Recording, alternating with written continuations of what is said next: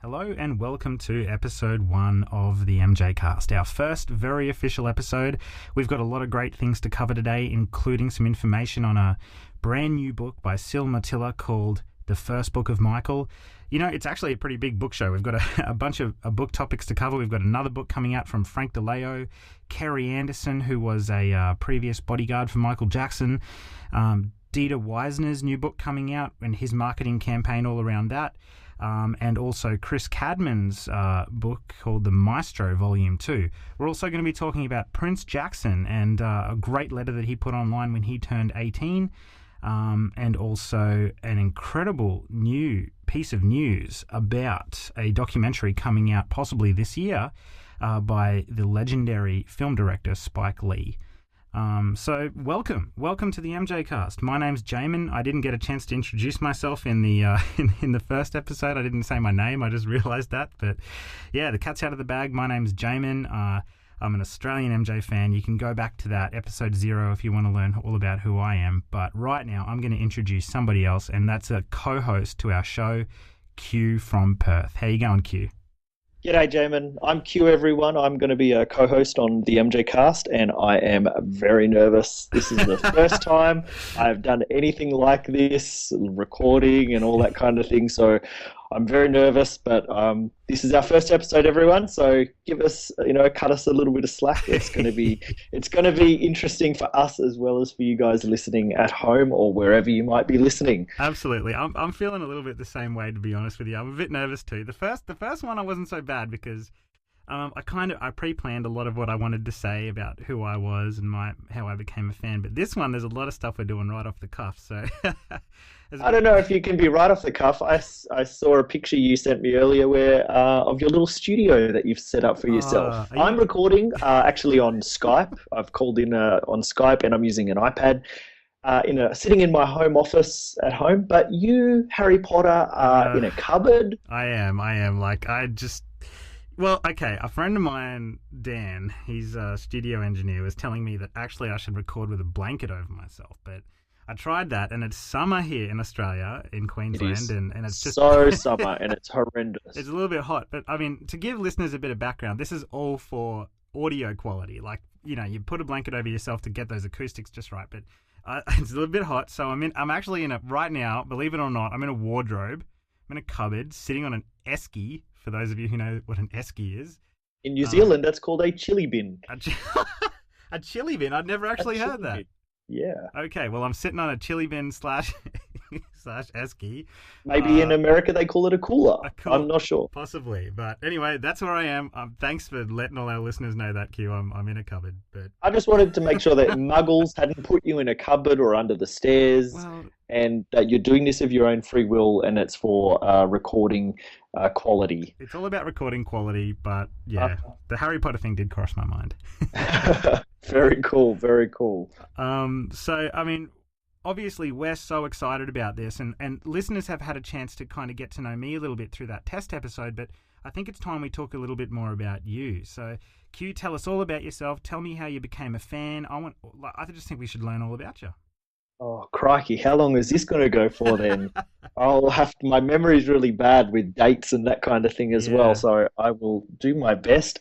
So I've been a Michael fan ever since I was quite young, so it's definitely the majority of my life now. I remember me and my sister doing concerts for mum and dad in the lounge room as kids, and that was from music on vinyl records. Now I remember we used to do concerts to the Beatles, and there was Jackson 5 songs on compilation records that mum and dad have. So I sort of have memories of that. I remember Michael Jackson videos on TV when I was young, especially from the Bad era, because that was in the 80s when I was a kid. I'm an 80s kid pretty much. So I remember certain videos like Smooth Criminal and things like that. I remember the Moonwalker video. I think we must have rented it when we either had a VHS or I even remember or beta. VHS. All those kids out there, we didn't have beta. No, it was proper VHS. All those kids out there were like, "What's a VHS?" They're those big plastic video cassettes, tapes. The footage was actually on magnetic tape that went through a machine and then screened on your huge, or actually no, it was a big box but a small screen on the old cathode ray TVs. So I do remember Moonwalker a bit. So I have happy memories of all of that kind of stuff, but I wouldn't have called myself a huge fan back then. What nailed it for me was in late 1991, I think it was October, when the Black or White single came out. And that was a huge thing all over the world because they did a simultaneous sort of video screening all over the world. And that video, the full form video when that premiered was the bomb diggity. That was the most awesome thing out of this world. Isn't that video still so cool? Oh, I watch it regularly. Yeah. And the whole thing, like as a kid or a young guy, that really blew my mind. Yeah. So I was like, who is this guy? Who is this Michael Jackson? So it started pretty much, I can nail it to that song, was like my fan baptism song in that video. And that era was quite an exciting era. So I don't remember the actual Dangerous album coming out, but I remember the singles as they got onto the radio and when videos were made onto TV, like video hits back in those days, or Rage on the TV. And I used to, when we did have a VHS of our own, I would record those and things like that. And then back then there was no sort of internet. So any information we got was from the news, from entertainment TV shows like Entertainment Tonight or Molly's Melodrama on Hey Hey It's Saturday. Just for our international listeners, Hey Hey It's Saturday. Actually, I believe Michael did an interview for that, didn't he? I think at one point. He did, actually. Molly Meldrum did a number of interviews with Michael. One of the, before the Oprah interview, probably the last big interview he did was with Michael sitting next to Frank DiLeo in full bad regalia. That was a great interview. So Molly's actually, and he interviewed him when he was in Brisbane, Australia for the History World Tour as well. So there's some good interviews out there with Molly from Molly Melodrama. That's the one where he talks all about Stephen King, right? I think Ghosts had just come out. That is correct. Yeah. Yep, that was for the History Tour, and Molly interviewed him right in the Brisbane when he was there for the tour. Yeah. So back then, that was how fans got their news, from things like Molly Meldrum and Entertainment Tonight and news and tabloid magazines. Back then, they were trashy, but that's how we got pictures of Michael. That's how we got news back then. So, back then, a lot of fans would have scrapbooks of articles and pictures that they would have cut out from tabloids and newspapers and stuck them into scrapbooks. So I've got some of those myself. So that was in the 90s, and then during high school, huge fan during the whole History era and campaign. That was a very, very exciting time for being a fan. A lot happening there, and of course, huge world tour. And I was very, very blessed to actually go to 2 of the concerts in Australia for the History World Tour. I went across the country to Brisbane, where I saw him in, I think it was called the ANZ Stadium, so an outdoor stadium in Brisbane. That was my first ever Michael Jackson concert. And then I came back home to Perth and I saw him in an indoor stadium, one of only 2 on the tour, which was at the time it was called the Burswood Dome. It's now been demolished. And I saw him for the History World Tour in Perth, and that was actually from the front row. Wow. On opening night, Perth actually had 3 concerts. They were pretty much back to back, and that was the opening night in Perth, and I was in the front row for the History World Tour. I had no idea that Michael performed an indoor History World Tour show until right now. And Tokyo as well. I'm pretty sure it was in Tokyo, where was the other place that he recorded. Yeah, that's incredible. So, all right, well, tell us a little bit about the show for a sec. I mean, how was it? Insane. It was incredible. It was a great show. Seeing it live was amazing. You would have all seen, they recorded pretty much in every country a concert and televised some form of the concert. Yeah. And it was a pretty cool show.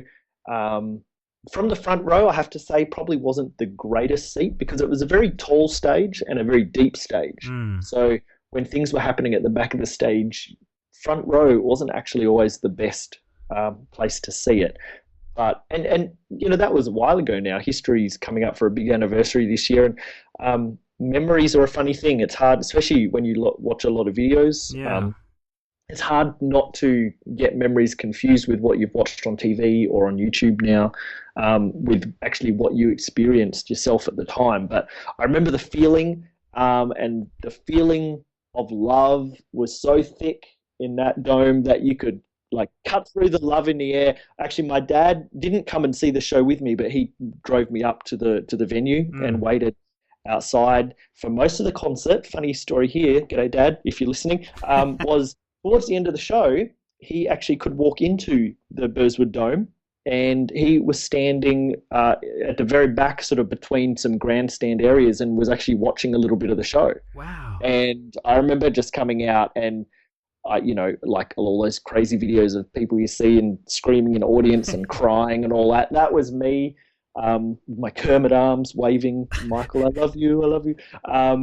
And, I just came out, I was like, Dad, I love you so much, just the feeling of love was so powerful. It was so unifying. Yeah, I was just so blessed to have had that experience. I can't say that I've ever seen him live, but anytime you hear about somebody's experience seeing him in a live concert, one of the things they always say is it's almost like a religious experience. People just feel like they're coming together and just as one, like it's incredible. It is. That's a good description. I don't want to make Michael a religious figure or anything, but that's probably a comparative thing that you could say about it. And what everyone else always says is, and it's true, is he was electrifying. Electrifying. That's electrifying. It was just incredible. Yeah.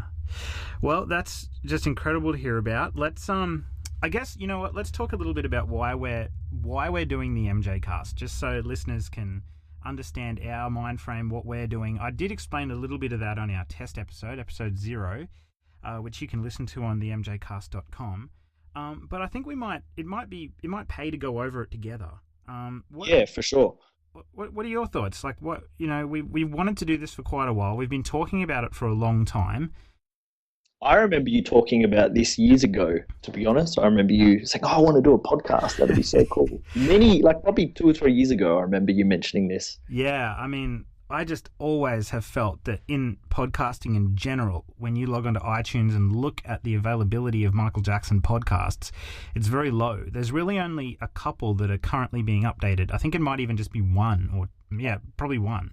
I was shocked when you told me that, and I went and checked, and I was really shocked that there was nothing. It's hardly anything. There's a couple that came out a few years ago that didn't really go anywhere, and but it's just crazy. Like, if you look up Elvis or the Beatles or any of these other massive kind of artists, they have so many shows, like, sometimes dozens that are updated and competing against each other. And I just felt like it's just like injustice. Like, why does Michael not have this? Like, in my opinion, he is the most important artist that's ever existed in terms of music. And I just don't understand why there isn't a regularly updated podcast out there for him. And so I thought, you know what? Let's actually do one. Let's put one together. And I just couldn't be happier that you're here with me, Q, doing this. I think it's going to be really good. Oh, thanks, man. No, I was like, what? You want me to do what? No, that's cool. It's always I think where this sort of stem was, we'd get on the phone and talk Michael. Yeah. Because we live on complete opposite sides of the continent, so we don't get to catch up too often. But we get on the phone, and then 3 hours later, we say goodbye, and we've just spoken all Michael stuff for the whole time. And it's like, this is so cool. I think growing up as a Michael fan, you always sort of remember your first MJ mates and how cool that is when you're talking with your MJ mates. And that's sort of how this sort of began. It was like, well, let's turn it into a show. That's right. And like those conversations, I have them a lot. Like, we both talked to Damien Shields, obviously another great Australian Michael Jackson fan, and Tristan Jackson, also from Sydney. Yes, Damien and TJ, awesome Michael fans that work very hard doing all their things. That's right. So we're always kind of having these conversations, and then I guess it dawned on me, like, why not just hit the record button? Because these conversations we're having about Michael, I just feel so rich in their content, and like, because we've both been fans for such a long time now, like, I guess we have that deep background knowledge of things that he did in his life that we can weave into conversations about whatever might be going on now in terms of product releases or news or book releases and those kind of things. So yeah, I think keeping the fan community up to date with what's going on is going to be really important moving forward. And also, like, we do have the hope as well that we're going to be able to do special episodes, I guess, like specials, where we get people on the show that might not just be fans, but people that interacted with Michael Jackson and had things to do with him. They might have worked for him. They might have collaborated with him artistically. And just to hear their opinions on Michael and what their experiences were. As you know, we've already had a couple of discussions with people that professionally knew Michael Jackson in different capacities. One of those being Carrie Anderson, a bodyguard for Michael Jackson in the mid-2000s during his trial. And I just personally can't wait to be able to talk to these people, interview them, and find out about their stories. It's going to be incredible. They would be, great episodes to be able to have. That would be really cool. Yeah. So that's a little bit of what we're going to do. I think the important thing is, though, that I want people to get is that even though we are going to be interviewing lots of different people, these are people that I guess will be perceived in different capacities or different ways by the fan community. All of them have different perspectives on Michael Jackson. All of them had different experiences. And I just feel like it's important as the MJCast for it to be a platform for different perspectives and opinions, regardless of what they are. And then we can judge them on their merits in that particular way.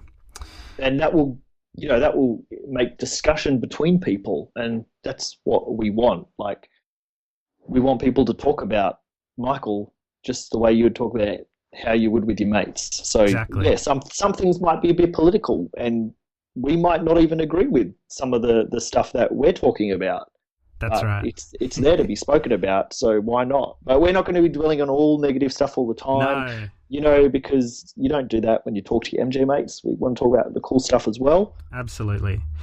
Speaking of cool stuff, I reckon we should kick things off with a discussion about a new book that's actually just come out by a person who is a great Michael Jackson fan, such a deep fan, but also an incredibly talented professional author.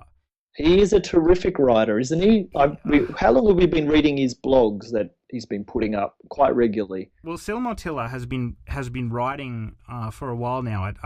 If I had to guess, it'd be around a year, probably more. Yeah. In terms of he's been writing for a really long time. He was writing for, I think he was writing for King magazine actually when Michael was back touring. In 1997, I think there's some articles by Syl. Yeah, absolutely. But this current incarnation of Syl Mattila in terms of his website, sylmattila.com, and the blog and his book, The First Book of Michael.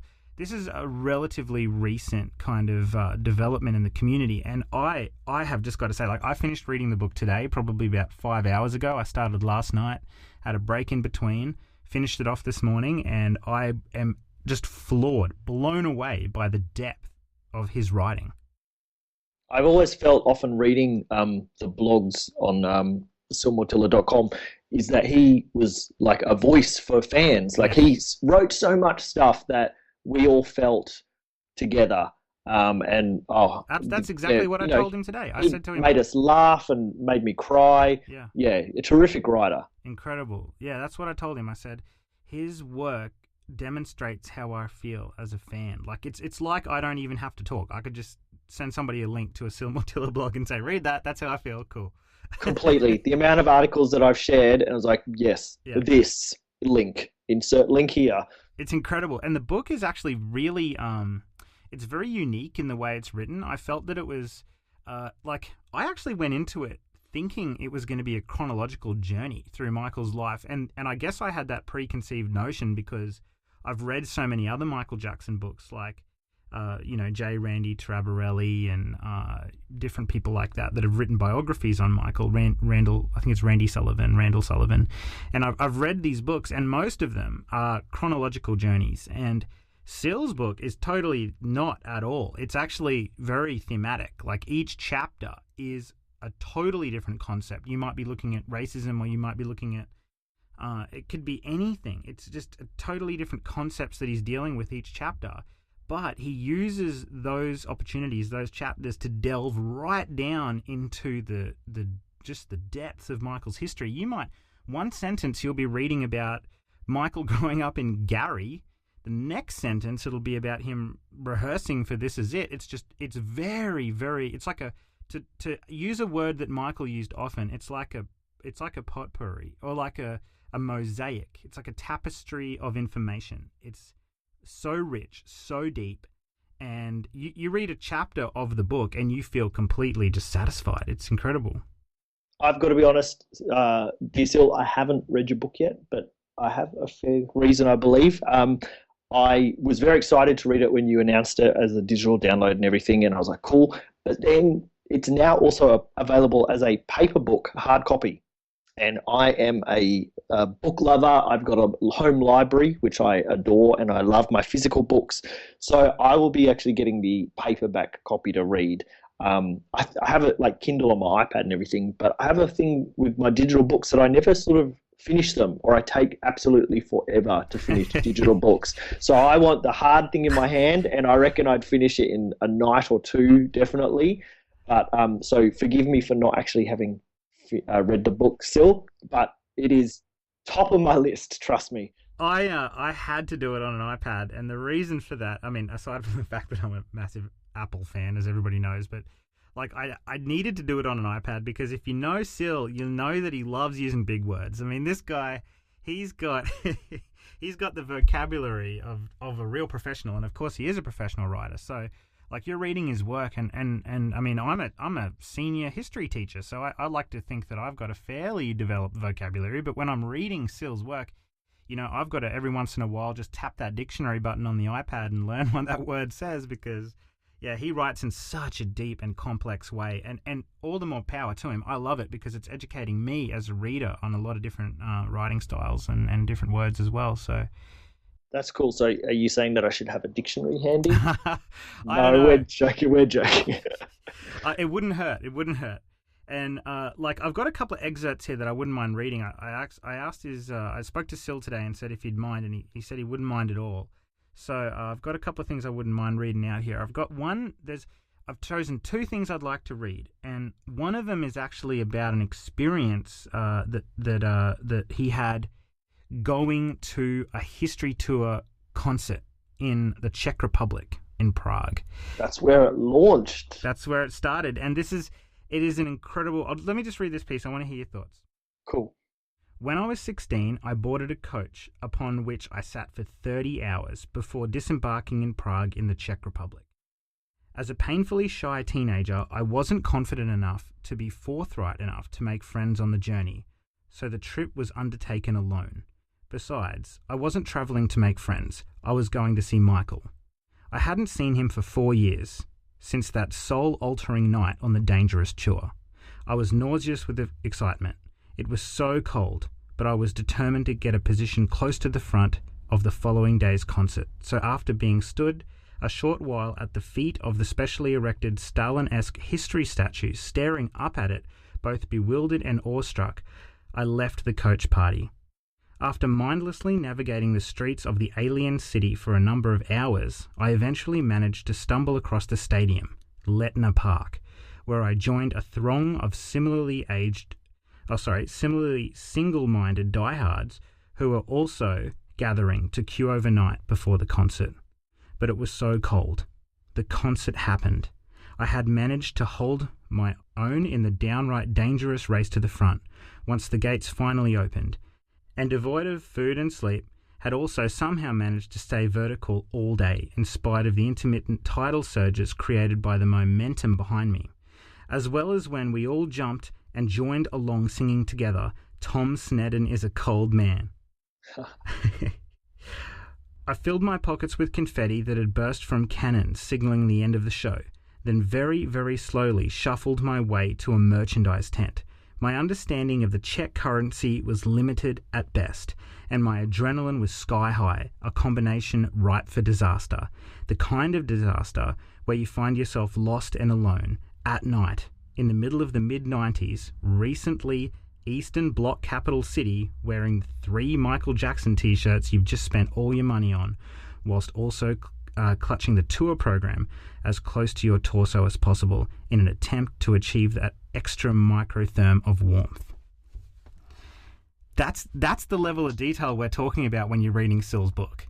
My God, I've just taken some notes because some flashbacks were coming back for me as well. Oh man, I need to get this paperback book so bad. That's going to be such a good read. That's so cool. The coach to the tour, I didn't have to do it for 30 hours, but I actually took my best mate that I went to primary school with, one of my best mates, Ben, who I'm very lucky to still be in contact with from all those years ago. So me and my friend Ben actually went to the concert together, and we were probably 16, 17 years old. I'd say 17 years old, because we couldn't get into any of the after parties. And we had to get into the centre of Brisbane from a friend's house that we were staying at, and we actually also got a coach, only for a short time, out to the stadium. So I've done the coach thing as well. That's so cool. He's so lucky to have actually seen a history statue in person. Oh, isn't it incredible? And just the way he writes, I just felt like I was there. Like, and I've never seen a Michael concert, but after reading that, I just got the experience. It was incredible. He just takes so many opportunities in the book to, like, he'll be talking about his own experiences as a Michael Jackson fan in 1 minute, and then just delving right into Michael's own mind as an artist. Like, there's this other great chapter where he talks about Michael's creative process, right? And we all know the stories about Michael feeling like his music was given to him as a gift by God and just coming from the ether.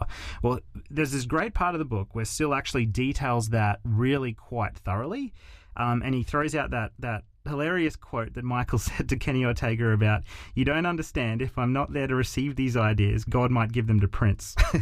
That's awesome. Yeah, but then the thing is, this is the thing with Syl's book, he'll take that's a fact we generally already know as a Michael community, but then he'll weave in this other historical context for us to learn about. So here's another very quick excerpt. He says, the American poet Ruth Stone regaled a story of how, when growing up and working in the fields of rural Virginia, she would often sense a poem suddenly approaching her from the horizon, whereupon she would have to physically race the poem back to the house before it could hit her, without having the means to write it down. Sometimes she would lose the contest, at which point the poem would continue on its enigmatic voyage through the ether, and she would have to reluctantly concede that the work was meant for another poet. Whoa. I know. And so, like, you're reading Syl's book, you're learning about Michael, you're learning about his history, but then you're learning about just incredible other parts of history that is related to Michael. It's just mind-blowing stuff.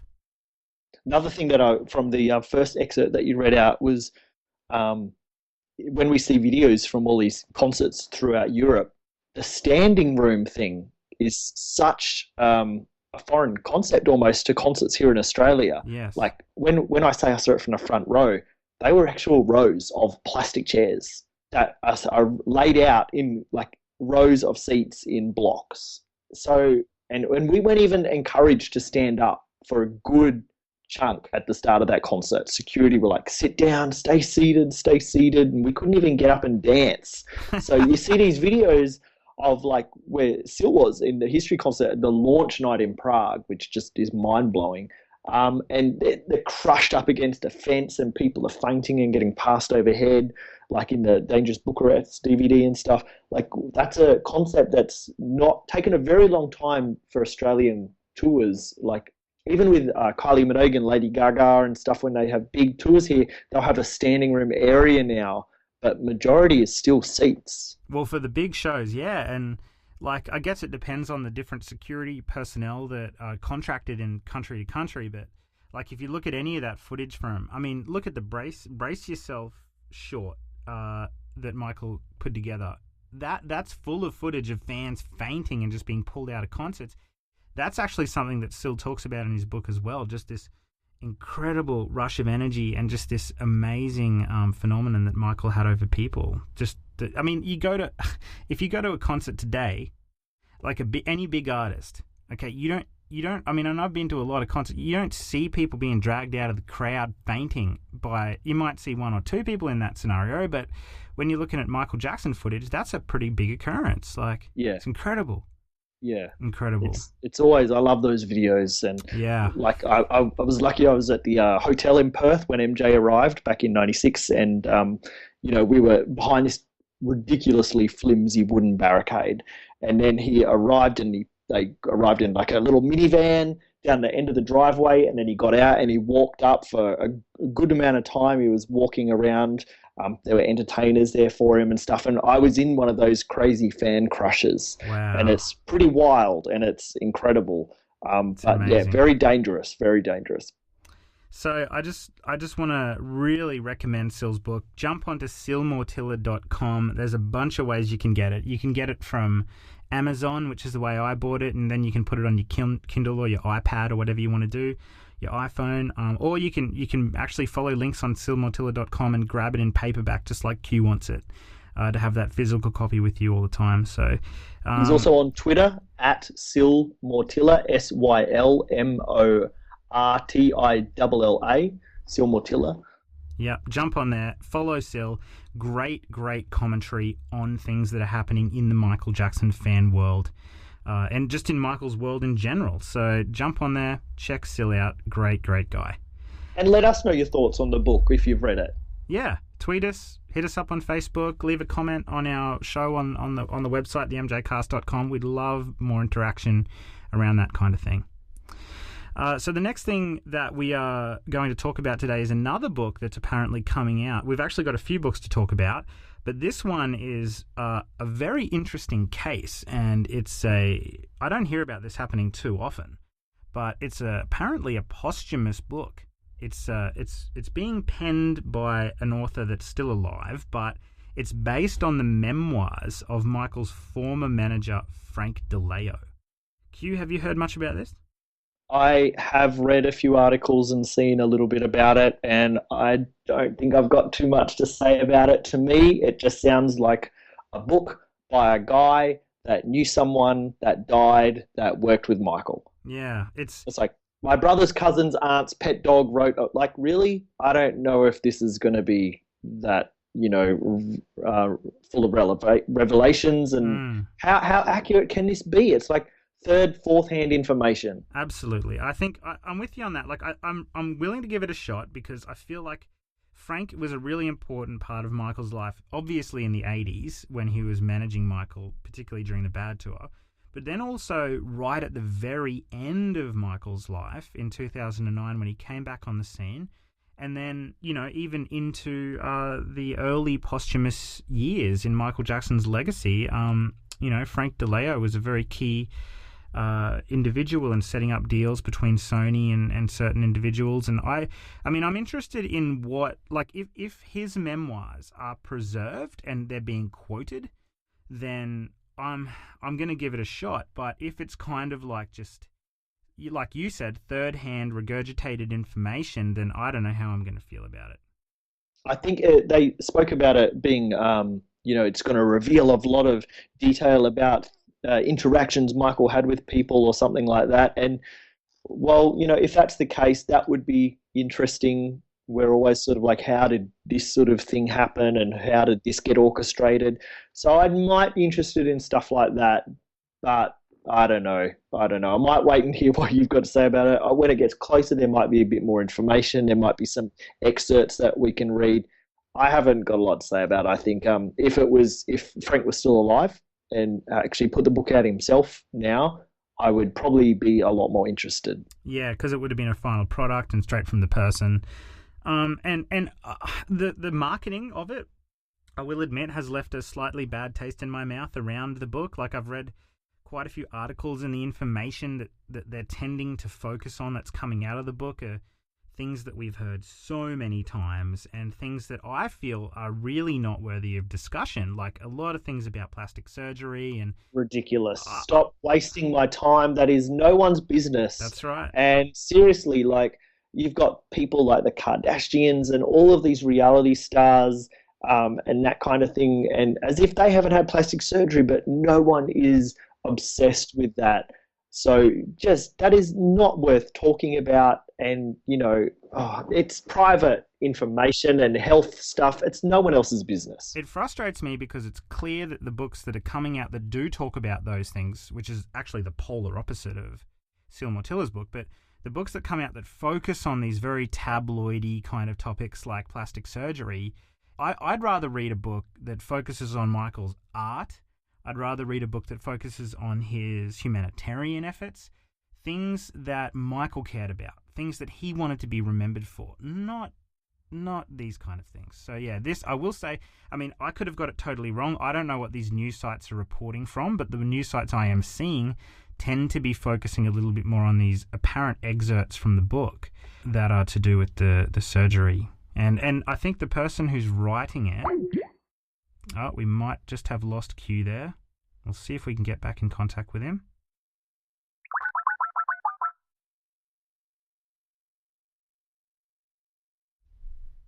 Hello, Q, are you there? Hey, it just dropped out. That's all right. These things happen.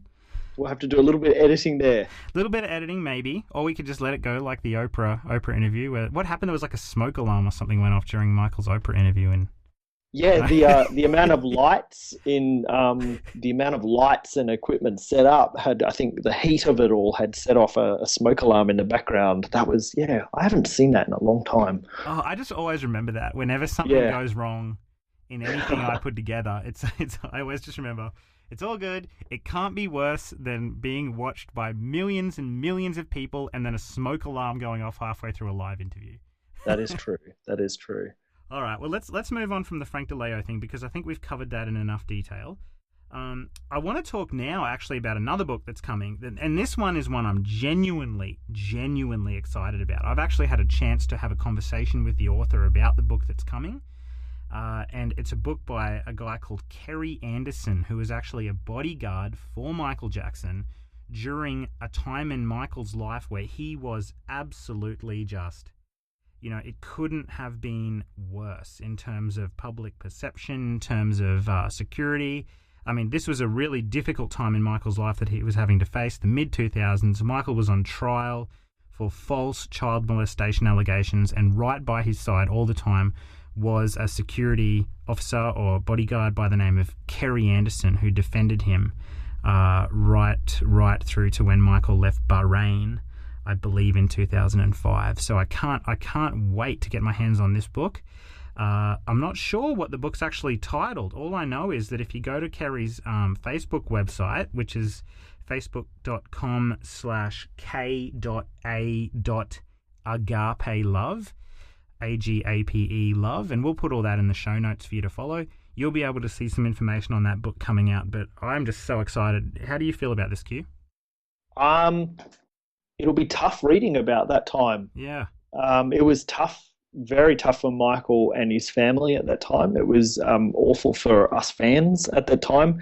I remember, I think once people see pictures of the trial and Michael surrounded by security guards, they would probably recognize Carrie straight away. Yeah. He's a big man. With a cool goatee. I don't know. Very cool. I don't know if he's still got the goatee, but it's cool in a lot of those pictures.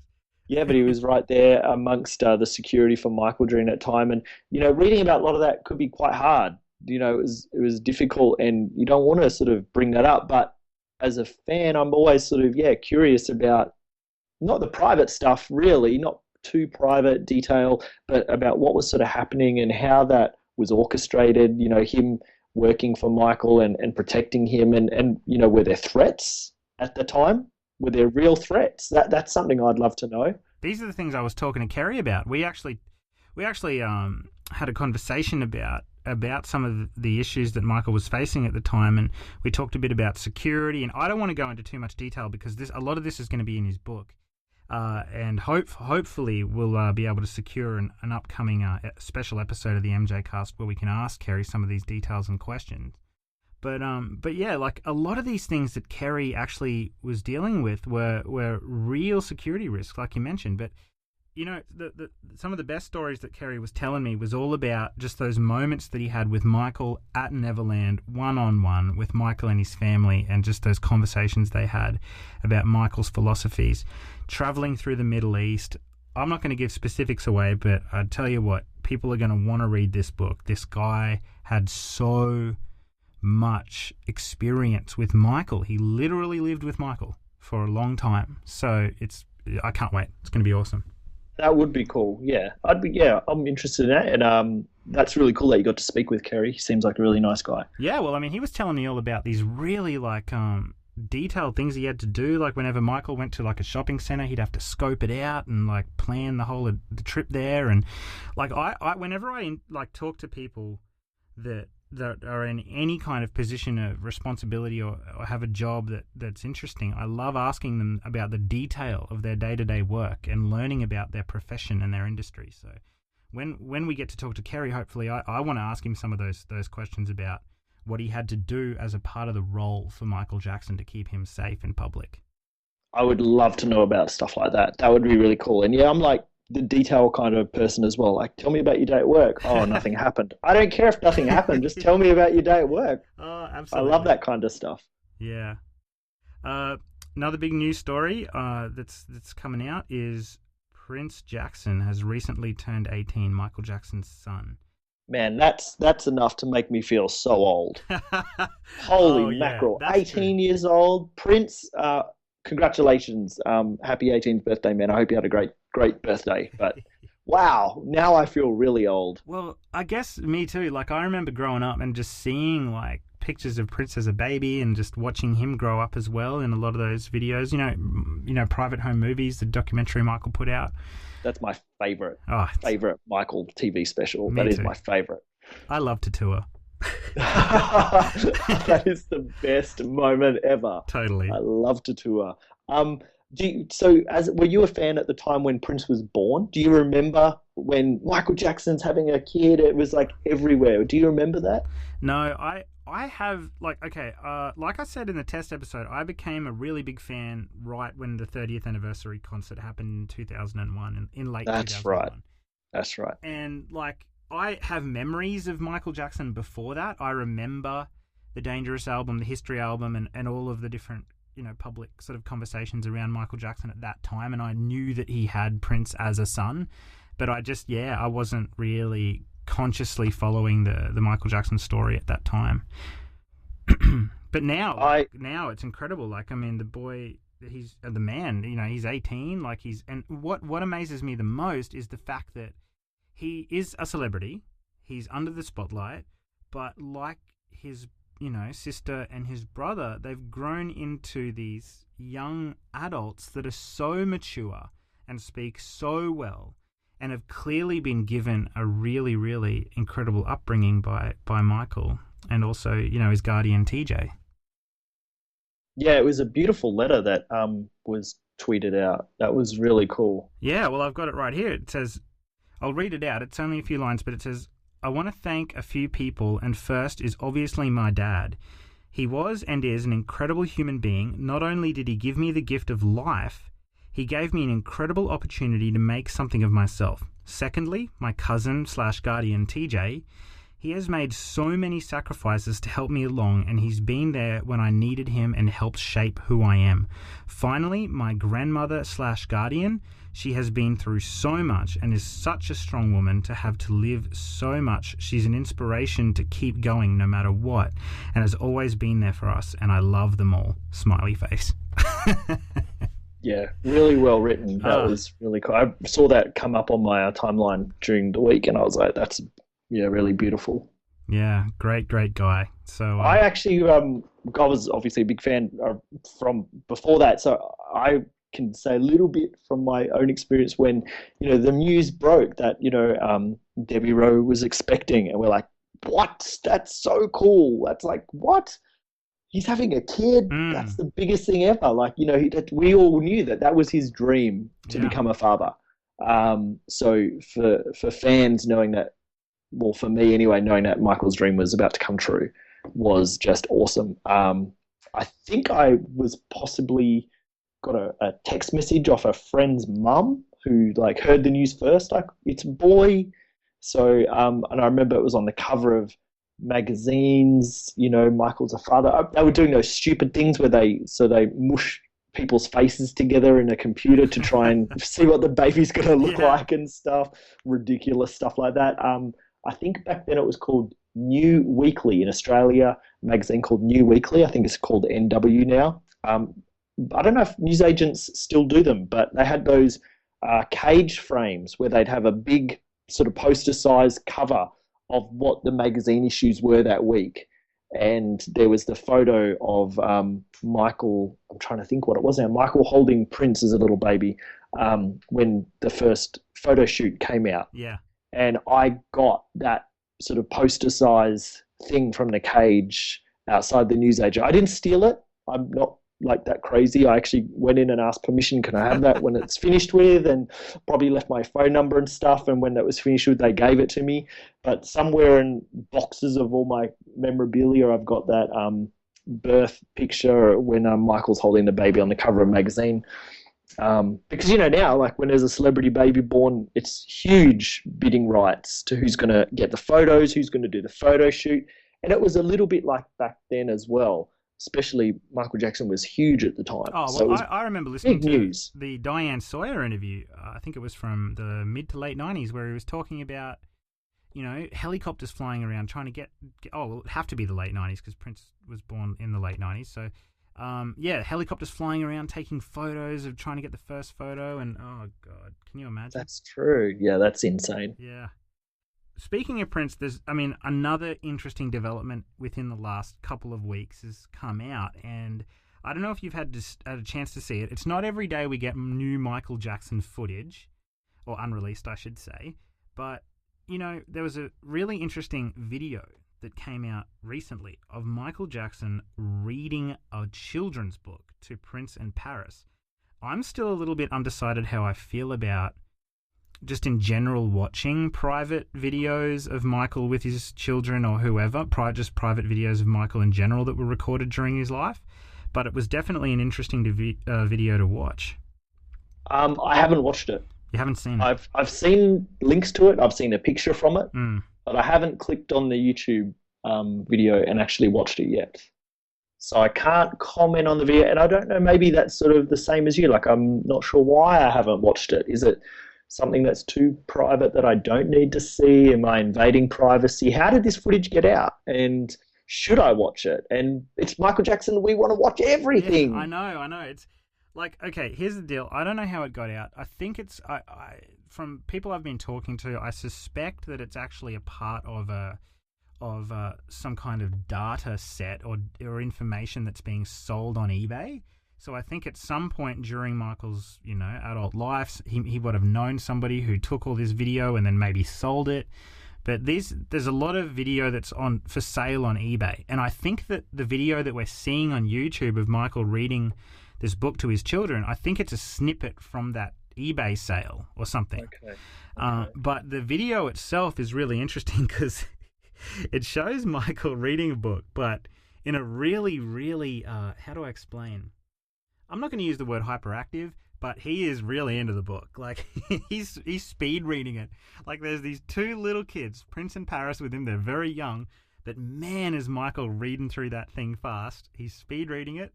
And then right at the very end, there's this great funny moment where Paris actually says something when her dad's reading, and he just slams the book shut, and that's the end of the video. Okay, yeah. I'm reading to nephews myself, I get sometimes really into the book as well. Yeah. Well, he was into this one, so, I mean, I don't know how I feel. Like, in general, I guess, things that Michael didn't want to come out, that he wanted private, I feel funny about engaging with. That could be music, it could be video, it could be anything. And then there's this other part of me that's torn that thinks, well, I'm a fan. Michael was an artist. Studying the artist is just as interesting as studying the art a lot of times. Yep. So I love engaging with that information around Michael to learn more about him as a human, to learn more about him as just a person and an artist. So I don't know. For me, I'm torn. I think I'll probably always be torn. But at the end of the day, the information was there. I checked it out, and it was kind of cool to watch. Okay. I've got the link. I've bookmarked it or favorited it on Twitter. So, yeah, I'll see how I go. A couple of other interesting news bits. We've got, I want to cover just a couple more books that are coming out. We've got a new book that's actually already just been released. I must admit I haven't read this one, but I feel like it's such an important one that we need to mention, that people can just access. It's actually a book called Michael Jackson, The Maestro, Volume 2, K to Z, and it's by an author called Chris Cadman. This book is accessible on Amazon and a bunch of different places. And it is just, it looks great. It's another book about his art, so it's got all of my attention and all of my time just off the bat, because anyone that writes a book about Michael's art, I feel like, deserves definitely to be heard. So if you get a chance to check it out, jump on Amazon or wherever you want to go, look up Chris Cadman and get your hands on this book. Have you read it? Have you read it, Q, or heard about it? No. Now, I'm just going to click on the Amazon link for it. Now, Chris Cadman, this is actually like a second volume. Yeah, I think it's part this is two. K to Z. Yeah, so part 2, K to Z, or Z as we say in Australia. He wrote the first one. But was he the author of For the Record? Yes, I believe so. That was, I believe, probably one of the, if not the first book about Michael's art, his music and his writing. And that is a very underrated book and doesn't really get the credit that it deserves. Yeah, I agree. Because I remember when you were talking about the Beatles and Elvis have a bajillion podcasts and stuff like that, there was not many books, and there's still not really in comparison, books about Michael's art and the music. And For the Record was, I believe, the first. So that's something that every fan should sort of look at and read, get a copy of that one. Definitely. I mean, I remember actually reading that book. Obviously, we've got people who write now a lot about Michael Jackson's unreleased music. For example, probably the best source you can go to learn about Michael's music would have to be DamienShields.com. We all know Damien. But before there was Damien, there was Chris Cadman and there was For the Record. And I used to read that book just learning about some of the titles, from the Invincible sessions and all of these mysterious songs that one day I might be able to hear. So yeah, Chris has definitely been an integral part of the fan community for a long time, having written For the Record. I believe she also runs the MJ Archives on Twitter. Oh, wow. Yeah, cool. And that's on Facebook as well. So yeah, great book. Awesome cover. I just love looking at the cover. I think it's a still shot from I think it looks to me like the History Tour. It was the Dangerous Tour. He's got the stripe down the side of his pants. I'm going to say History because the copy of the first volume has same. Yeah, it's awesome covers for these books. Really great covers. Absolutely. So pick that one up if you want to learn a little bit more about Michael's art. It's not just about his songs. It's a little bit about performances. It's essentially a glossary, like it says, K to Z. So if you're ever in a situation where you need to look up something via sort of title, okay, then grab this book. It's a really good one to have on hand. Yeah, that's a really great addition to have in your MJ library. Yeah, very much so. Last book that I want to talk about for today is another new development. I'm not sure yet what to completely think about it. I think we're going to need a few more weeks on this one to really make a decision. But we've got Weisner bringing out a book, and this is Michael Jackson's previous financial advisor, I guess you could call him. He's already released a book before. There was some publishing issues around it. Now this new book is coming out. I don't know if it's the same book being reissued or whether it's completely different, but Weisner is going all out with a marketing campaign. You can go to DieterWeisner.com. You can look him up on YouTube. And not only is he releasing this book, but he's actually putting out a lot of unseen Michael Jackson videos.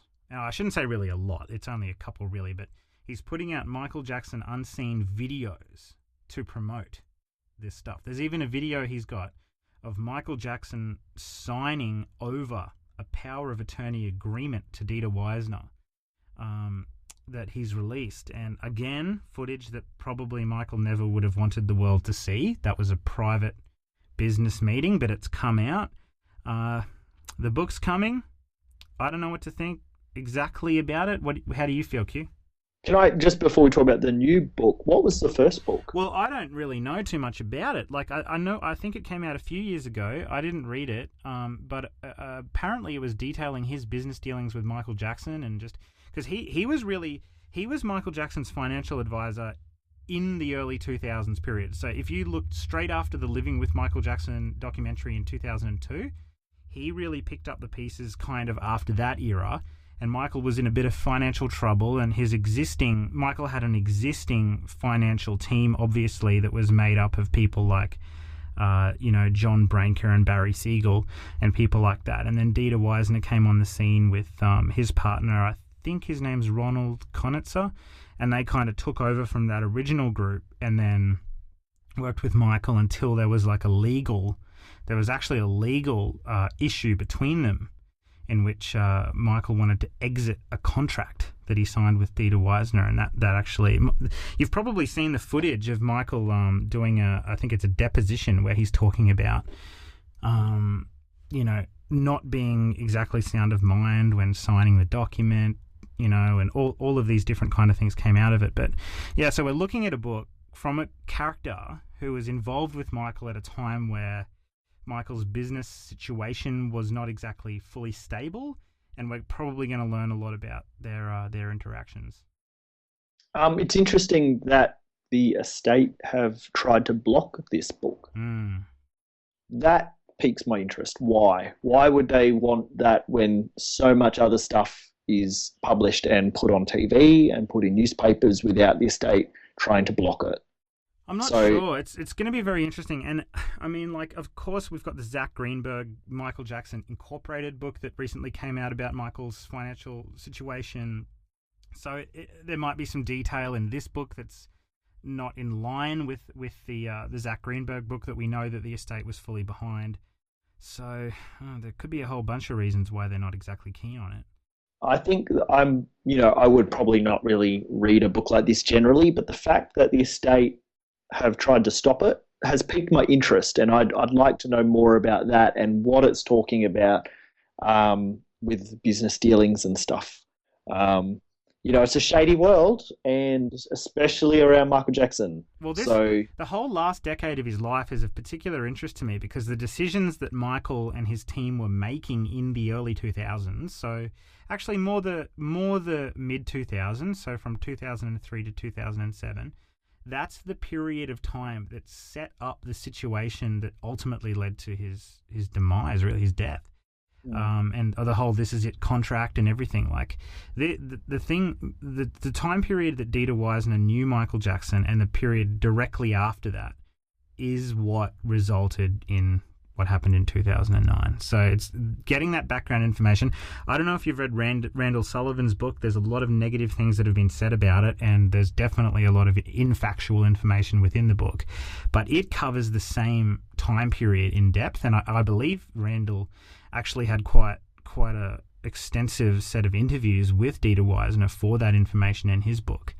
So it is of interest to me because I often wonder how Michael found himself in a position where he was needing to do 50 shows in London for This Is It, and this book probably is going to illuminate us a little bit more on some of those dealings. Yeah, because it is a very sort of mysterious time, and what was set up before that resulted in what actually happened. What do you actually think about the marketing so far of this announced book? Again, I feel similar to how I felt about the Prince in Paris video coming out. Like, I just don't know. If I was writing a book about Michael Jackson and I knew Michael Jackson intimately, as a business partner or a friend, as Dieter Weisner is saying he was both of those, would I release private footage of Michael Jackson wanting a power of attorney document signed? I don't know if I would. So yeah, him releasing this what I would consider private video footage in order to promote a book, just there's something about that I would love to talk to the guy. I'm going to try and reach out to Dieter and see what he has to say about the scenario and his book coming out. But yeah, it certainly is very interesting. It is. I watched the video last night of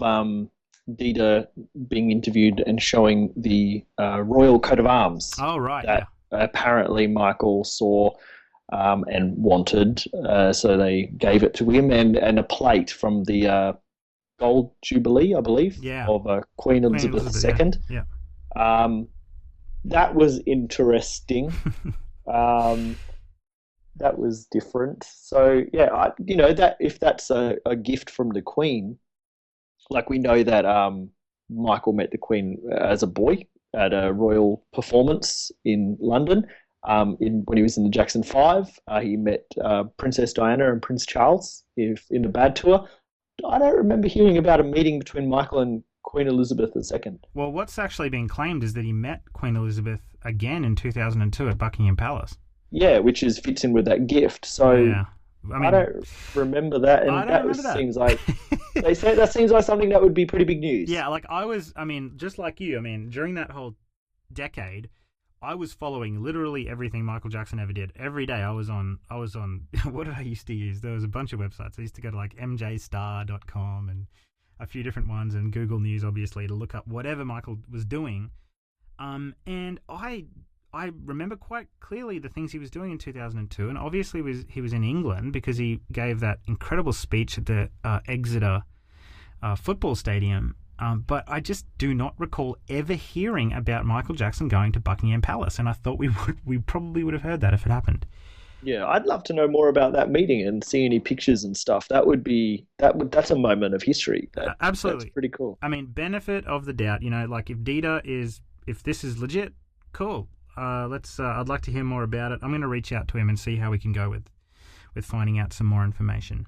I just want that statue that's sitting on the shelf behind him of Michael. That's the coolest thing I've ever seen. And yes, can I have a copy of that statue, please, whoever the artist is? That would be awesome. Did you see that sitting in the background? Oh, no, I haven't seen that particular video. I've only heard about the what was in the video. I've read about it, but I haven't seen it. I might go. There's like a 12-inch figure of Michael. I don't think it's the history statue pose, but it's something very similar, like a dark grey statue just standing in the background, and I just happened to notice it, and I was like, I want that. That's so cool. Let's get into our major topic of discussion for this episode, and that's a little bit. It's about. It comes from a news article that's just come out on IndieWire.com, and it's talking about the great film director Spike Lee being involved in a second Michael Jackson documentary. Now, we know that Bad 25 came out. Spike did what I would say is a great job on that film. And now we're looking at a possibility in 2015 of an off-the-wall documentary helmed by Spike Lee. I originally thought that 2015 was going to be a history anniversary year. I actually bought a close friend of mine a official Michael Jackson estate history calendar for Christmas for 2015. So it's clear that they were originally thinking about history. Is it now going to be off the wall? Is it going to be both? What's going on? What are your thoughts? I'm hoping for both. Why can't it be both? It's like, if it's a off the wall thing, it's not for an anniversary because it's 1979. So is that like 36 years or something? That's not an anniversary, but it's a big anniversary for history. Yeah. So why should we not celebrate the history album? 20 years? Yeah. Yeah. Why not? Like, yeah, you can wait till 25, like Thriller 25, but yeah, I don't know. Like, I'm keen for both. Obviously, I'm happy to get whatever comes out. Like, I just love getting new Michael Jackson products and new Michael Jackson content, and I'm kind of hoping for both as well. I think they could do a great job with both if they go down that path. But something's telling me that they may have shifted their attention over to Off the Wall. Spike Lee's come out, in this article by IndieWire, actually talking about. He says, we did a documentary for Bad 25. Now we're doing Off the Wall, so it's no secret. It's going on. It's happening. I've seen lots of pictures that he's put up this week, actually, of who he's interviewed, like from Joseph and Catherine Jackson, Berry Gordy, I believe I saw a picture of. Yeah. Stevie Wonder. Yeah. Great people, and I'm hoping.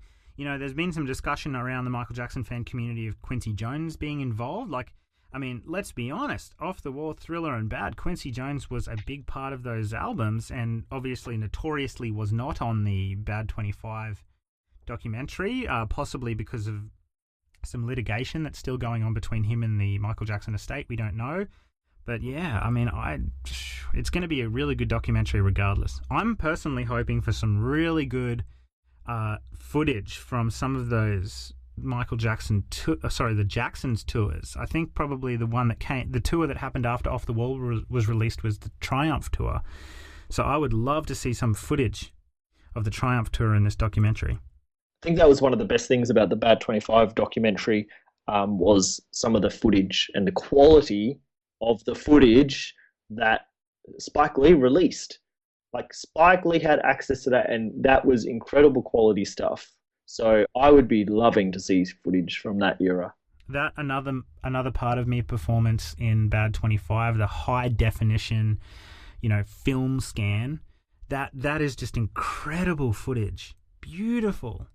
So I'm totally with you. I hope that they can go back to those original film negatives or whatever from the era, when the Triumph tour happened, rescan them, touch them up, make them look great, and just put them in that documentary, because any chance that Michael fans can get to interact with Michael video footage in the highest possible quality it can come out, just bring it on. I can't wait. Yeah, Bad 25 had a lot of good stuff in it. Some I wasn't pleased with, but on the most part it was something that was desperately needed to have such a great filmmaker who truly respects Michael so much. You can see that in his work, put together such an incredible piece. So if anyone was to do any of the albums, I'd love to see Spike Lee do documentaries on all of the albums. Absolutely. Please, imagine that, and then at the end of it getting a box set, you can just have like the compendium of Michael eras in like a documentary box set. That'd be crazy. Yeah, because the estate are great at putting out box sets, aren't they? We won't talk about Vision. What? Can you imagine, a history documentary with the writing that Michael did on those songs on the History album, and Spike Lee putting a documentary out about that? That would be incredible. Yeah, absolutely. And I mean, Spike, we know, was such an integral part of that era, having directed 2 music videos for the History era. They Don't Care About Us, Prison version and Brazil version. So and Michael actually doing a song for Spike with On the Line. On the Line. Yeah. For his film, was it On the Bus? Off the Bus? Something about the bus. Yeah.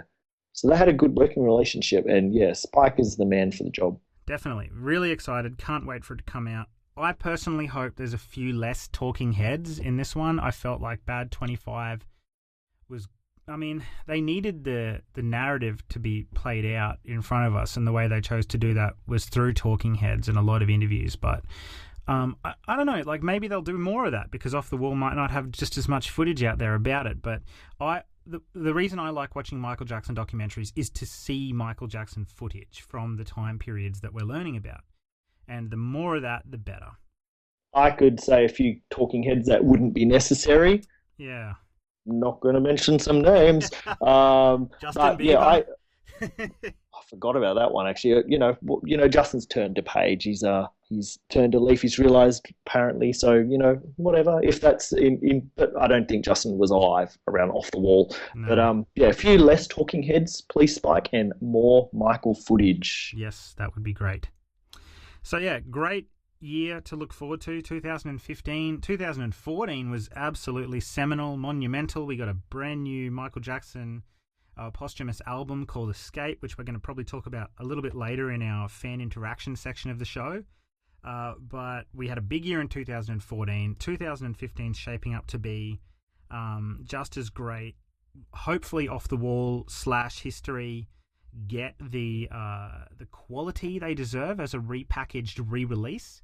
If they're putting out unreleased material, whether it be songs or whatever, just hopefully they're mastered and they sound great and up to scratch. And one thing I would love to see myself is just whatever comes out, I'm just hoping it's really authentically Michael.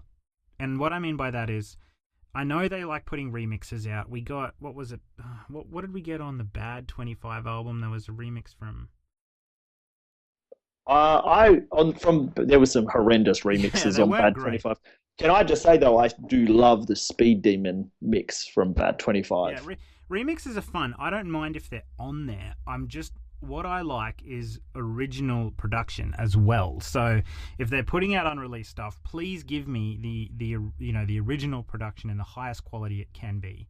Yes, totally agree. Give us the originals at least. If you're going to put out some awful Afro Jack mix with terrible raps and awful lyrics in it, then give us the original how Michael worked on it and left it. Absolutely. Okay, so we're going to go to our Finds of the Week section. And this is some interesting things. This is the section of the show where we talk about some interesting things that we've been engaging with in the last couple of weeks in terms of either Michael Jackson products or news or songs or albums or whatever it could be, just anything Michael related. And then we recommend it to you guys as a fan community to get out there and engage with that stuff. We might kick off with Q. I know you've got something really important to share with the fan community as your Find of the Week. Oh my gosh, I better get my notes out then. So yeah, it wasn't in the last week. I sort of stumbled across this just after New Year on Twitter. I saw a really cool picture and I was like, what the hell is this? So I dug around and it was in Jakarta, Indonesia. And there was a picture on Twitter of a Michael Jackson history statue. And that is a cool sight at any place, any time. And I was like, what is this? So I did a bit of digging and got some information from Fadli Jackson, who is an Indonesian Michael Jackson impersonator. And he can be found on Twitter at Fadli Jackson, FADLYJACKSON, on Twitter. And he's been a Michael impersonator for a long time. He's performed at a large variety of events, from schools right through to charity organizations and TV stations. He's actually starred in 20 TV titles and seven movie titles so far. I'm assuming like local productions and throughout Asia, but that's still really cool. He's a leader of the Michael Jackson Lovers Community, MJLI, in Indonesia, which on Twitter is at MJLovers_ID. So he's very involved in the local Indonesian fan community. Actually, in July 2013, Fadli Jackson met with the president of the Republic of Indonesia, now forgive my pronunciation here, all Michael fans in Indonesia and Fadli Jackson, Mr. Susilo Bambang Yudhoyono and Mrs. Ani Yudhoyono to speak about social humanity as an MJ impersonator. That's pretty cool. Very cool. Also, in October 2014, the MJLI community was a supporting partner for Sounds Fair, which would be a music festival, I'm assuming, in Jakarta, Indonesia, where the Jacksons performed, and Fadli met with the touring Jackson brothers. Incredible. That's also pretty cool. I've actually also met the Jackson brothers, and they are absolute gentlemen. Jealous. And they were so humble and just so polite. They were incredible. So the picture that I'd seen was taken at the MKG La Piazza shopping center in Jakarta, Indonesia, and their New Year's Eve 2014 theme was Michael Jackson. Could there be a better theme?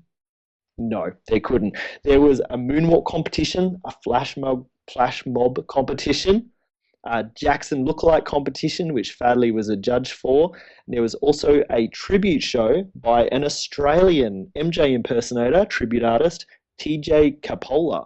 So we'll have to, in the show notes, maybe find TJ Capola's site and attach that into the show notes as well.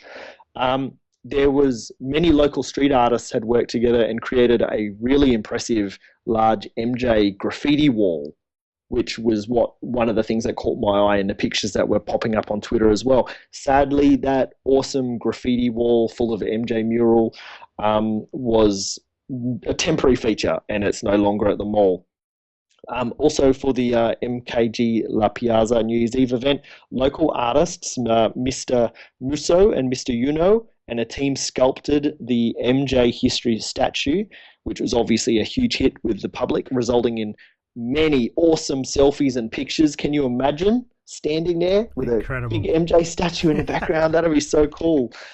So that would have been an awesome New Year's Eve in Jakarta, Indonesia at that event. That would have been awesome to have a history statue there, an MJ tribute show, MJ graffiti wall. I would have loved to have been in a place like that. I was actually working over that night, I think, so that wasn't that fun. After the event, the statue was to be destroyed, but with permission from the developers and help from the MJLI community, Fadley saved the statue. And get this, it is now safe in his family garden. So let me get this straight. If you go to Fadley's family's house, you're gonna find a full-size History Tour statue replica in his garden. Yes, it's huge. It's giant. This thing is giant. Wow. We're going to put some pictures up on our Facebook and Twitter, and in show notes. But yeah, it's made from foam, cement, and iron. And yeah, this new memorial for our lost king is actually in his family's garden. Looks like a pretty big garden. That needs to be as well. And Fadley Jackson's dream is to make a place for a huge memorabilia collection for all the MJLI community and MJ fans and collectors from Indonesia and around the world. That was my find of the week. Like, yeah, I know my neighbors and would not appreciate a towering MJ statue in my tiny little courtyard that I've got here, but oh man, I would love to have an MJ statue, especially the history statue, in my backyard. That would be awesome. I just think that's so cool that Fadley has saved this statue because it looks good quality, it's good craftsmanship, and the pictures that will pop up show, the pieces of this statue, like the huge feet and hands and the torso and stuff. I've seen some of these photos and I'm blown away by the scale of this thing. Like, I mean, if you look at photos of the history statue going down the Thames River or those kind of things, like actual real history statues that Michael had commissioned and built, because the photos are often taken from a distance and there's nothing else in the photo to compare it to, often they seem big but not massive. But when you look at this replica and you see like actual normal things like chairs and stuff around it, beside it, it is huge, mind-blowingly huge. It doesn't look light either. No. Like, it's made of foam and cement and iron, so it's not, there's guide wires holding, for safety and stuff when it is fully up. And it's tall and it would catch the wind. But that's so awesome. And I want to thank Fadley Jackson for sharing so many information about it. I had so many questions for him and he got back to me so quickly and he was so gracious. So big thank you and shout out to @Fadley Jackson on Twitter. Because I was like, you see something like that not every day, and I was like, I need to know about this. So I dug a little bit deeper, and what I learned, which I just shared with you, is pretty awesome. Who wouldn't want a Michael Jackson statue in their, let alone their backyard, in their town? Oh. I know that there's a few history statues still up around the world. South Africa, there's one in a car park of a McDonald's in a town called Best in the Netherlands, which by hook or by crook, I will see that. I've got family in Holland and I don't know how I will get there, but every time I go and visit, I'm like, can we drive to Best or something? I need to go see this Michael Jackson statue, and I love McDonald's, so that works out well for me. Is that is that the one that's been turned into like a Wolverine? No. The one in the Netherlands it's actually just been restored. The owners of the McDonald's, it's got stuff to do with the Ronald McDonald charity, and they actually fully restored the statue in the Netherlands recently. We might actually, on our Facebook, there's a terrific page for that statue, so I'll send that link to you and you can put that in the show notes as well, because the pictures, they do a lot of fan events around that Dutch statue. I have seen pictures of that one where they turned it into some superhero Wolverine sort of character. It's very, very strange. Very strange, very odd, but I have a feeling that might have been in Italy. Those Italian fans. There was actually, those statues toured the world. There was a number of them for the history campaign. Didn't go down well with a lot of people, but people like us, can't get enough of stuff like that. There was actually one in Sydney when Michael accepted a whole bunch of awards down by the Opera House, and they floated the history statue near the Opera House. And I sadly wasn't in Sydney at the time and didn't get to see it, but I have a friend. Shout out to my friend Paul Black if you're listening.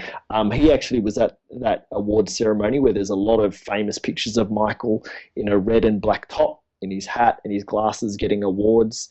And that statue was actually in Sydney. So yeah, just so cool that someone actually crafted a new version of the history statue, and it went to such a good cause. I'm so impressed by it because it's literally keeping Michael's tradition alive. It's honoring his tradition and his legacy and just keeping that alive. That statue, those statues he commissioned, was such an important part of the history tour. They're obviously modeled off that opening pose from the Dangerous tour when he jumps up on stage, and that statue, that image, it's so important to Michael's legacy. It was the album cover of the history album, and for people to keep that alive by replicating the statue is just great. And I love hearing stories from the international fan community of Michael Jackson, because you and I are English speakers, and we hear a lot about what's going on in America and the UK and obviously Australia, and different other English speaking countries. But I guess when I hear about things that are happening all around the world in countries that we might not hear about as much, I just love that. So I really want this show to be as international as possible, for people to send us information of what they might be doing in their fan community so we can learn about what's going on all around the world.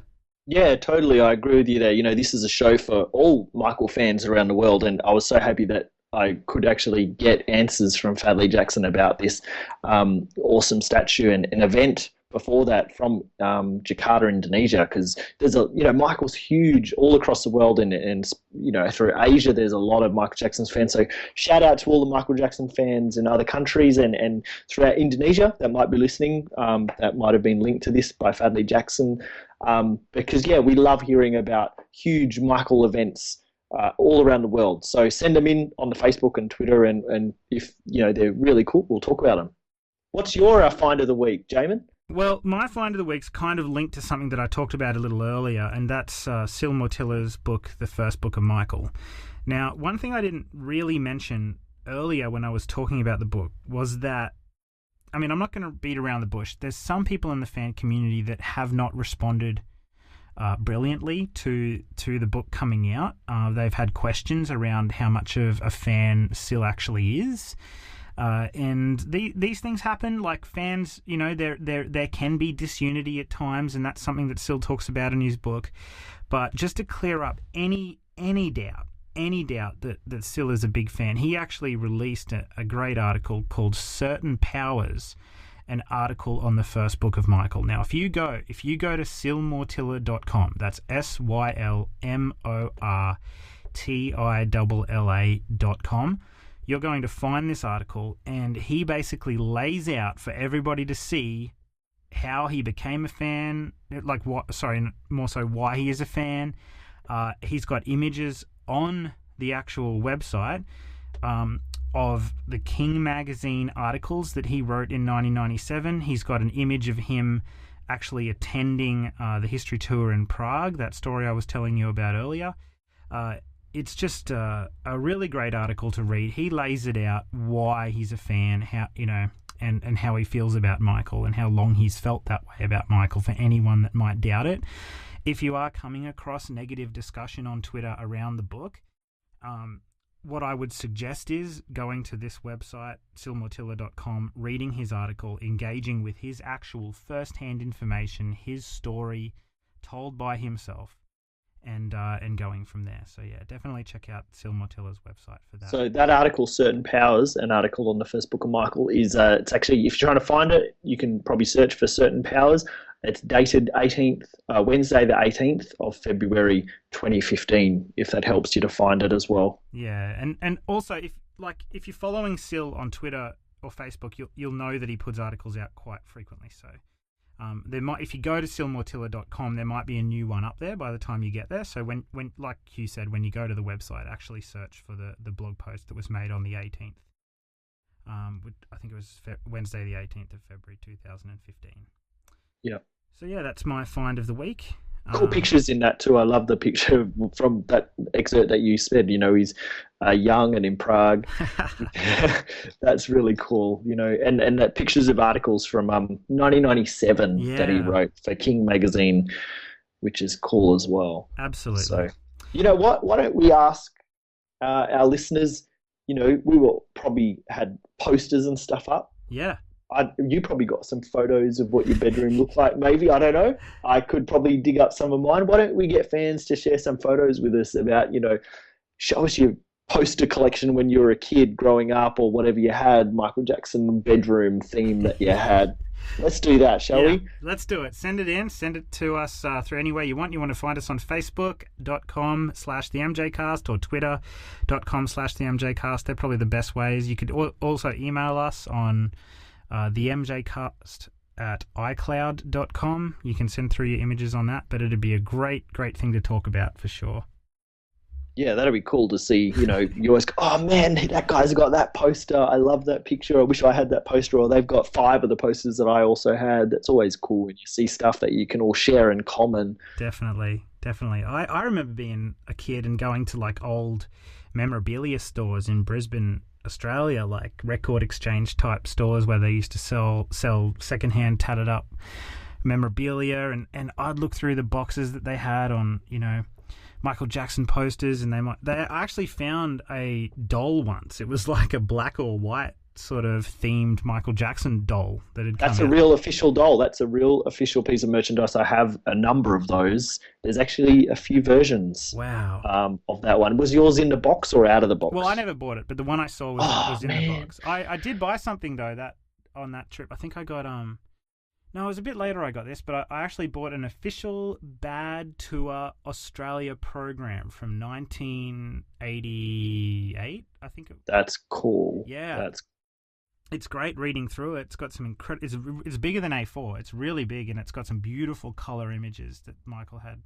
He always had really great tour programs. I love the history tour program. It's awesome. Great pictures and stuff. Man, you should have got that doll. There's actually one. I've got one which is singing. Like you can press a button and it sings. Oh, that's cool. And then the other one's just like a little action figure doll. It's the same version of the doll. It just doesn't have the singing function with the battery and the little noise cartridge in it. But yeah, I've got those in my library. Up on display, so I should put a photo of that up, shouldn't I? I think what you need to, since you're asking fans to send in photos of their stuff, you need to show us your MJ collection. I can only show part of it now. I'll have to go through like proper photo albums to dig up the ones of me at my room growing up where, the wall is just wallpapered with posters. I'll share a picture of the library, sure. Why not? I'll do that today as well. Let's jump straight to our fan interactions section of the show. We had a great interaction today with a guy called Austin on Twitter who tweeted us at the MJCast. Austin at Creative Art PE. I think there's an A in there. I think it's at Creative Art APE, I think. Okay, there you go. Unless I'm wrong, but try both. You'll find Austin. You are correct. I've just found it on Twitter and at Creative Art APE. He sent us some great tweets wanting us to interact with him and give some opinions on how we feel about a particular topic. Now, this could be looked at as a fairly controversial topic, but I think we can come at it in a fairly positive way. But it's basically about unreleased music. Austin wants to know our opinions on unreleased music coming out, the way that unreleased songs do come out, and our opinions on things like the Estate and Sony preferencing remixes over original material, like on the Escape album, how the first disc has all remixes or contemporized versions of the songs like L.A. Reid called them. So what is our opinion? What do you think, Hugh? I think this is enough for an entire episode. And we probably will do an entire episode about this exact thing at some point, but we can quickly discuss it now. Torn. I'm not sure. I think that, like you said before, Michael is an artist, and if he wasn't ready to put something out, he didn't put it out. And we saw with Hold My Hand when that leaked, and Escape, the actual song, when that initially leaked as well, how Michael reacted to that. So I think we honestly know what Michael's feelings were about his art coming out before he was ready for it to come out. Yeah. Now that he's gone, things, you could say things are a bit different, and if they don't put anything out, we'll never get anything again. And in some ways, I don't mind, because Michael left such an incredible collection of art for the world, that it is enough what he left, and it is of incredible quality, because it wasn't just Off the Wall through to Invincible. There was two entire careers prior to that, with the Jackson 5, which the quality of that stuff still stands head above stuff now, and then the entire career of the Jacksons as well. So there's like so many eras that I think some people forget about. That's and right. But yeah, being a Michael Jackson fan, we do get excited about new stuff.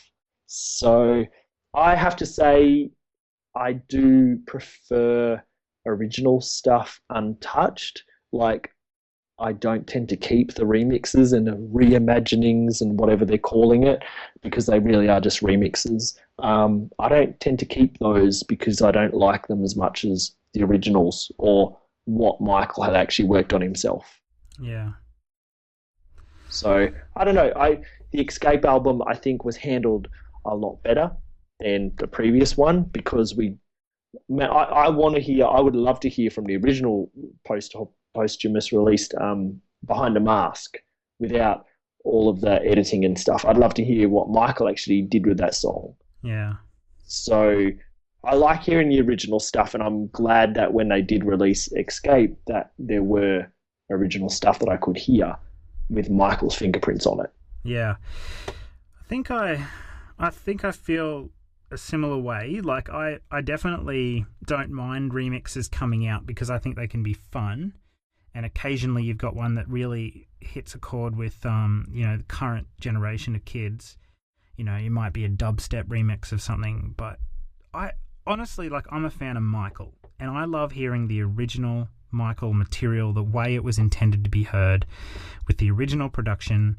I don't mind it being mixed, I guess, by somebody, or remastered, but the actual engine, the work of the studio engineers, the work of the producers, the work of Michael, if that can be all left intact and authentically Michael, then that's what I love. And I do agree in that I think the Escape album was handled better than the Michael album, because they did give us the original, I guess, mixes of the songs. But they're even within that. If you look at the second disc of the special edition of the Escape album, Blue Gangster, that's not the final version that Michael heard it in. That's actually an earlier version of the song. There's actually the one that leaked, there's a later version of Blue Gangster that has percussive elements that Brad Buxer added in for Michael Jackson that totally, in my opinion, make the song. The She Was Loving Me mix, I believe Corey Rooney actually came out and talked about the mix that was released on the album not being exactly the way that he would have released it. There was some question marks also around that second disc on the Escape album. So I'm all about original material, but also about quality control and the original production team that worked on the songs coming back to the studio to make sure that they're clean and they're the way that they should be heard. I think that's a really good point. Have the people that worked on it before, if they have to do this, have the people that worked on it before come back and work on this. Don't get some other floozy off the street producer to do it. That's right. Get the person that actually already got more than halfway there on the song. Absolutely. I would, for example, She Was Loving Me. That song that came out on the second disc of the Escape album, there's been a lot of debate and discussion around the audio quality of that song. Why didn't Corey Rooney go back into the studio and finish that off? And I'm sure he would have loved the opportunity if they asked. I'm not sure if they did or didn't, but I'm all about the original production team cleaning it up and making it exactly like Michael would have wanted to be heard in its very last state. In its last state. Yeah. If they're going to do that, then release it as it was in its last state, as cleaned up as it needs to be. Because really, the originals pretty much were all better than the reimagined versions.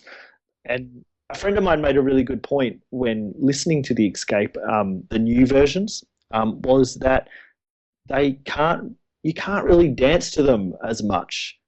Michael's songs, pretty much, they all could be danced to. And the beats were changed and rhythms were changed for the new versions, and they're just not as danceable as a pure Michael Jackson song. And I think that's sort of why it didn't really sit well with me when I hadn't even thought about that sort of aspect of it. Well, actually, I was recently, and I won't reveal who this person is just yet because we're going to do something special with them in the coming weeks, but I was recently just talking to a producer who worked with Michael in the studio, who told me that whenever Michael recorded with them, that he said it has to be translatable live. The song has to be translatable live. He had to be able to move and dance to it on stage and perform it in front of so many people. So, like, that's, yeah, like when I'm listening to those songs, I'm with you, Q, and what your friend said, when I'm listening to the original versions of the song, it's more than just the music. It's about Michael's vision for what that song could have been on stage, live. It's got to be danceable. Totally agree. Yeah. So, I don't know. If they're going to do stuff in the future, I hope that they continue to make it the highest. Well, I hope they just increase the quality of what they put out. Yeah, don't rush things. Michael took an average of 5 years per album, and, you know, that worked for him. So, I mean, I would rather a fully baked, perfect product come out that has great attention to detail and quality, that honors the man's legacy instead of things being rushed out the door just for sales. And I believe in the long run that great art stands the test of time. If something is released in the highest possible quality, then people are going to flock to it. You know, like if Vision, the Michael Jackson box set with all the music videos on it, you know, it wasn't a massive seller. I'm pretty sure Number One's DVD, when it came out during its time, has sold a lot more than the Vision box set ever has. And that's because when Number Ones came out on DVD with all those short films, you know, DVD was just dawning. It was a cutting-edge technology, and Michael was taking advantage of it. Also with the Vision box set that came out. And, you know, we're now well into the HD era, and we still don't have a collection of high-definition Michael Jackson music videos. In fact... Yeah, a state. Where the hell are our Blu-rays?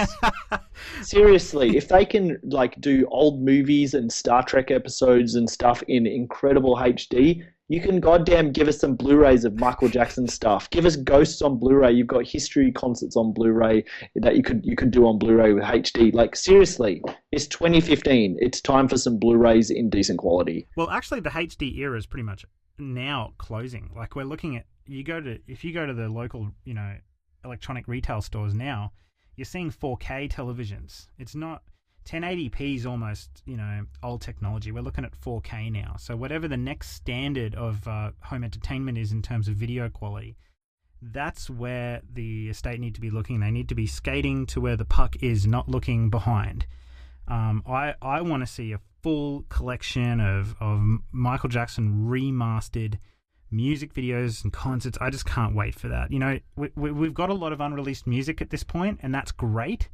But there's still a lot of stuff that could come out that's more video based. So, hopefully. And even if there isn't a lot of music still yet to release, there's a lot of video stuff that they could totally share that Michael put together and stuff. So, you know, it's not just music; it's other stuff that could come out. Something else that Austin did ask is he mentioned he wanted to know a little bit about if there's still unreleased music coming, if there might still be some coming, and what I would have to say to that is, like, we know that there's producers out there that did a lot of work with Michael whose material we still haven't heard. For example, Michael Prince and Brad Buxer, and they're two producers that worked with Michael for the last... Well, I mean, Brad Buxer worked with Michael for, you know, a couple of decades, but Michael Prince as well. Like, these guys were the Michael's principal studio engineers and producers during the last portion of his life. So there's material from their sessions that we still haven't heard. There's still stuff that I imagine will be coming out. My answer to you, Austin, would be to keep an eye on DamienShields.com. If you ever want to engage with information about unreleased songs or what Michael might have been doing artistically in the studio, you don't have to look any further than Damien Shields. Totally agree. Yeah. How do fans get in contact with us if they want to? How do they find out about the MJCast? You can contact the MJCast. Go to the website, themjcast.com, and it's got all of the links there. We're on Facebook, facebook.com/the MJCast. We are on Twitter, twitter.com/the MJCast, and our username is @the MJCast. We are also on YouTube, which you have put some great videos out recently as well. So great work on those there, Jamin. And you can email us at themjcast@icloud.com. That's how to get in contact with us. We have, I just want to mention as well about subscribing to our podcast. Obviously, we are a podcast medium. You can view our episodes on YouTube if you would like, or you can stream them directly on our website, but we would prefer our listeners, where possible, to be subscribing to our podcast channel. Now, we are having some issues currently with getting up and running on iTunes. If you go to our website anytime soon after this episode is actually released, you probably won't see a link to subscribe to us on iTunes. That's because we're just waiting for our iTunes feed to be approved. They need to see a couple of episodes released through iTunes first before they approve that feed. The iTunes or Apple in general can be quite reluctant to approve brand new shows that only have test content. So as soon as this feed is filled up with a couple of episodes, they'll approve it. You'll go to our website and you'll see a big purple button up the top right that'll say subscribe, and it'll be like a link to iTunes on your computer or phone.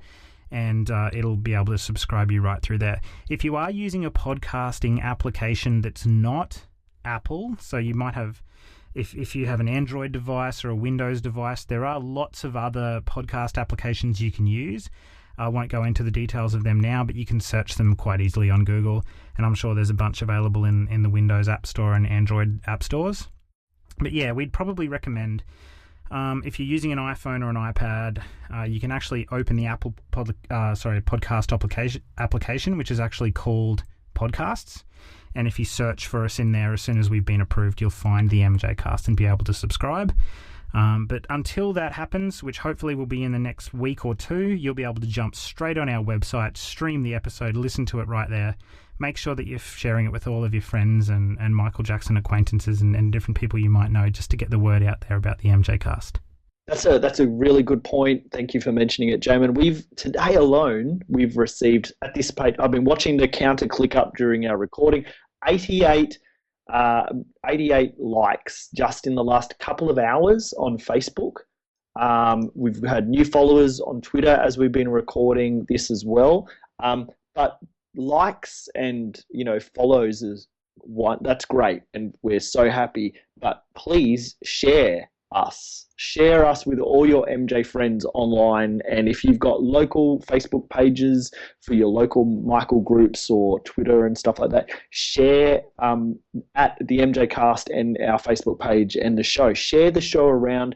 This is, one of the very few Michael podcasts out there, so something new for you all, and we'd love so many more listeners to be sharing it and also to be commenting. Yes. So when you hear this episode, comment us and email us and tweet us, because we would really love some interaction, like Austin's interaction today, which was awesome, and we thank him for that, and we had a great discussion from that interaction. So interact with us and give us feedback after the show, because Lord knows we're going to need it, because it's our first ever episode. So tell us how you want us to change things if you want to hear certain things, what can be done different, and what you want to hear, because this is a show for you guys. That's right. By Michael fans, for Michael fans. That's it, brother. Yeah, I just think get that interaction going on. I love hearing from fans. I love hearing from Austin today was just amazing, because it adds that layer of interaction to the show, which is just so priceless. It's so good. Totally. And if I can just have a minute, please, Jamin, just a couple of other fans to thank, like, of course, Austin at Creative Art APE, Fadley Jackson. We've also got, we had interactions this recently with Dwight on D Brown the Great on Twitter. Amy, who's at That Tall Bird. Ben with at MJ1958. Till Forever. It's a numeral number 4 there. Clint at Clint NB. Maximilian Schroeter. Sorry about my pronunciation there, Maximilian. That's a cool name. I know, right? And he's a cool guy too, at Maximilian Schroeter. SCHR on Twitter, at Avion Blackstone, the awesome fans at Moon Dancers MX, all the way over in Mexico. We've got Denise at MJ Lovin' You. We've got at Mikey and Mr. Croft, and Alec at On My Anger, and there's so many more, that we've already hit, I reckon, 100 minutes. Can also send out a congratulations to Karen Fay, Michael's makeup artist of many years, has just become a grandmother, if you can believe that. So congratulations at Wingheart on the arrival of your beautiful granddaughter. And we've got a few thank yous for people to wrap this up. Section. I want to thank you, Jamin. Oh. Big thanks to you, because you've worked so hard recently on the videos that you've put out, which a lot of people have shared and liked, which were really well done. We did that. You did the Instagram posts on Valentine's Day. That was really cute, really cool. So I want to thank you for all the work that you've put into putting the show together. Thank you to Damien Shields. Thank you to James Allay. Thank you to Tristan Jackson at Tabloid Junk. He's got a great podcast as well. I'll let you thank Dan in a moment. Thank you to Syl Mattila, Brian Vibbits, Carrie Anderson, Angel Cassio, and I'll let you thank Dan. Yeah, well, Dan's working on something pretty top secret for us right now, but ultimately we would love this show to have a really good production quality, and we want to have some cool intro music to go with it and different things like that. So Dan Villalobos, who is a studio engineer in his own right and an artist who puts out great remixes and music, is putting together some test sort of audio for us at the moment that we might be able to use for our show intro. So I'm just so excited about being able to hear that. I'm trying to find Dan's contacts so we can share with the community, because his music is just so good. Okay, I'll let you find that. I think I might be able to. I'm just searching Dan Villalobos on. Oh, here it is, right here. So if you go to danvillalobos.com, so it's DanVillalobos.com, and let me tell you, this guy's a hardcore fan. He was there at the This Is It press conference announcement in London. He's actually met and spoken to Randy Phillips, who was obviously putting together the show with Michael.